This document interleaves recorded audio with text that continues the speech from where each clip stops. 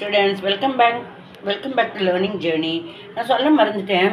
இந்த காலிஃப்ளவரை உப்பு மஞ்சப்பொடி தண்ணியில் போட்டு அதில் தண்ணி கொதிக்க இருக்கிறப்ப அப்படியே நறுக்கின காலிஃப்ளவரை கொதிக்க வச்சுட்டேன், சாஃப்ட் ஆகணும் அப்படின்னு.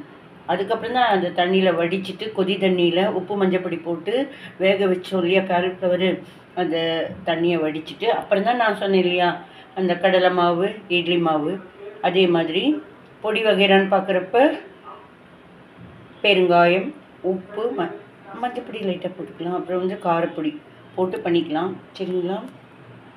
யாருக்கா